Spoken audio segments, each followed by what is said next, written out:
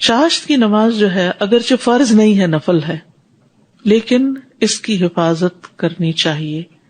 رسول اللہ صلی اللہ علیہ وسلم نے فرمایا چاشت کی نماز کی حفاظت وہی کرتا ہے جو اواب ہو، اور یہی اوابین کی نماز ہے. صلاۃ الاوابین بھی اس کو کہا جاتا ہے. اواب کون ہوتا ہے؟ جو بہت زیادہ اللہ سبحانہ وتعالیٰ کی طرف رجوع کرنے والا ہو، بار بار اللہ کی طرف پلٹنے والا ہو. اب ایک اواب وہ ہے صبح اٹھا تہجد کی نماز پڑھی، پھر فجر کی نماز پڑھی، پھر تھوڑی دیر گزری پھر وہ چاشت کی نماز کے لیے آ گیا، پھر تھوڑی دیر بعد ظہر کی نماز کے لیے آ گیا. تو ظہر جو مڈ ڈے ہے اس وقت تک وہ کتنی نمازیں پڑھ چکا ہے. اس کے پڑھنے کا فائدہ بھی بہت ہے. اس کے پڑھنے سے تمام دن اللہ کی کفایت ملتی ہے، اللہ کافی ہو جاتا ہے. رسول اللہ صلی اللہ علیہ وسلم نے فرمایا تمہارا رب فرماتا ہے اے ابن آدم، کیا تم اس بات سے عاجز آ گئے ہو کہ تم دن کے ابتدائی حصے میں 4 رکعتیں پڑھو اور میں ان کے بدلے میں تمہارے دن کے آخر تک تمہاری کفایت کروں، تمہیں کافی ہو جاؤں، تمہارے سارے معاملات آسان ہو جائیں. یعنی جو شخص یہ 4 رکعتیں ادا کر لیتا ہے اس کے معاملات اللہ کے ذمے ہو جاتے ہیں. یوں لگتا ہے جیسے آپ نے سارا اپنا بوجھ اتار کے رکھ دیا، آف لوڈ ہو گئے. اب ہے کوئی ٹیک کیئر کرنے والا، وہ کر دے گا، ساری چیزیں ٹھیک ہو جائیں گی. اور یہ جو ایک فیلنگ ہوتی ہے نا، یہ جو ایک کیفیت ہوتی ہے، یہ جو ایک احساس ہوتا ہے، سب کچھ ٹھیک ہو جائے گا، یہ پازیٹیوٹی جو ہے اس وقت تک انسان کے اندر آ نہیں سکتی جب تک انسان اللہ پر بھروسہ نہ کرے. اور یہ بھروسہ خالی کہنے سے نہیں ہوتا، اس بھروسے سے پہلے کچھ کرنا بھی ہوتا ہے. عقل و توکل، آپ کچھ کرو اور پھر اپنے امور اللہ کے سپرد کر دو. پھر یاد رکھیے یہ ابن آدم کے جوڑوں کا صدقہ ہے. جوڑوں کی بیماریوں اور تکلیفوں میں بہترین علاج ہے، یہ آزما کے دیکھیے اس کو. نبی صلی اللہ علیہ وسلم نے فرمایا صبح ہوتی ہے تو ابن آدم کے جوڑ جوڑ پر صدقہ لازم ہو چکا ہوتا ہے، لازم ہو چکا. چنانچہ وہ جس سے ملے اس کو سلام کہے تو صدقہ ہے، اس کا نیکی کا حکم دینا صدقہ ہے، اس کا برائی سے روکنا صدقہ ہے، اس کا راستے سے اذیت والی چیز دور کرنا صدقہ ہے، اور اپنی اہلیہ سے ہم بستر ہونا صدقہ ہے. اور ان سب سے چاشت کی 2 رکعتیں کفایت کرتی ہیں. یعنی اگر ان میں سے کوئی اور نیکی کا کام نہیں ہو سکتا تو چاشت کی 2 رکعتیں جو ہیں یہ سب صدقوں کو پورا کر دیں گی، جوڑ جوڑ کا صدقہ ادا ہو جائے گا. بعض اوقات ایک انسان صرف اکیلا گھر میں ہے، کوئی ہے ہی نہیں اس کے پاس، وہ کس کو سلام کرے، کس کو نیکی کا حکم دے، کس کو برائی سے روکے، کون سی راستے سے اذیت والی چیز دور کرے. اب کیا کرے؟ کسی کو بھی اللہ نے محروم نہیں کیا.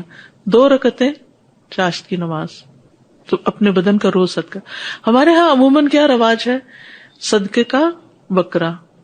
جان کا صدقہ کیا ہے؟ بکرا. تو یہاں جان کا صدقہ کیا ہے؟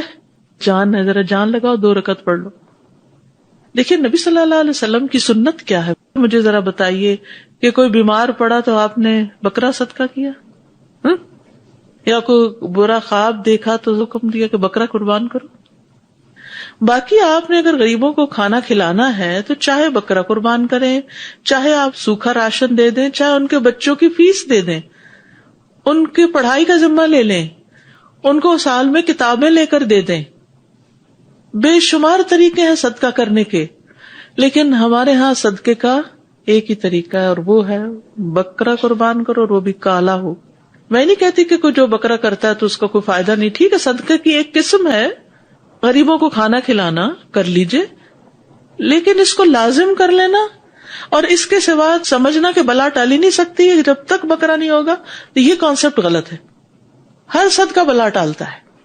کوئی بھی چیز کر لیجئے، اور اس وقت یہ دیکھیے کہ آپ کے قریب کس کو کس چیز کی ضرورت ہے. آپ اس کو تو روک کے رکھے ہوئے، وہ بےچارا تو ترس رہا ہے، وہ مصیبت میں مبتلا ہے، اس کی آپ مدد نہیں کر رہے، اور دور بیٹھے لوگوں کو آپ بکرے کا گوشت کھلا رہے ہیں.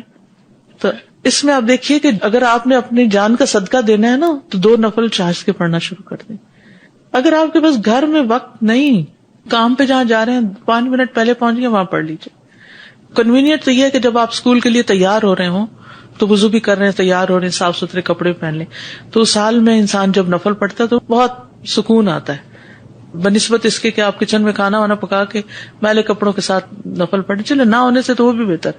ان کا وقت جو ہے وہ سورج نکلنے کے 15 منٹ بعد سے سورج کے زوال سے 15 منٹ پہلے تک آپ کو کھلا ٹائم ہے، جب بھی آپ چاہیں پڑھیں. اور نبی صلی اللہ علیہ وسلم نے اس کی تاکید بھی کی. ابو ہریرہ کہتے ہیں کہ مجھے میرے خلیل نبی صلی اللہ علیہ وسلم نے 3 چیزوں کی وصیت کی ہے کہ میں موت سے پہلے ان کو ہرگز نہ چھوڑوں. ہر مہینے میں 3 روزے، چاشت کی نماز اور سونے سے پہلے وتر کی ادائیگی. افضل وقت وہ ہے جب اونٹوں کے بچوں کے پاؤں گرم ہونے لگے، نہیں جب دھوپ خوب نکل آئے، یعنی گرمی ہو جائے. یعنی آپ صلی اللہ علیہ وسلم نے چونکہ وہاں کے حساب سے بات بتائی تو ہمیں اس کا پھر خود اندازہ کر لینا چاہیے. قاسم شیبانی کہتے ہیں کہ زید بن ارقم رضی اللہ عنہ نے کچھ لوگوں کو چاشت کے وقت نماز پڑھتے دیکھا تو کہا، یہ لوگ اچھی طرح جانتے ہیں کہ یہ نماز اس وقت کی بجائے ایک اور وقت میں پڑھنا افضل ہے، کیونکہ رسول اللہ صلی اللہ علیہ وسلم نے فرمایا اوابین کا معنی ہے اطاعت گزار، توبہ کرنے والے اور اللہ کی طرف رجوع کرنے والے لوگوں کی نماز اس وقت ہوتی ہے جب اونٹ کے دودھ چھڑائے جانے والے بچوں کے پاؤں گرمی سے جلنے لگتے ہیں، یعنی اتنی دھوپ نکل چکی ہوتی ہے. ابن عباس کہتے ہیں اس کا وقت سورج کا ایک نیزے کے بقدر بلند ہو جانے سے لے کر اور زوال سے پہلے سورج کے رک جانے تک ہے، اور بہتر یہ ہے کہ تپش کی شدت کے بعد اس نماز کو شروع کیا جائے، اور یہی صلاۃ الاوابین ہے.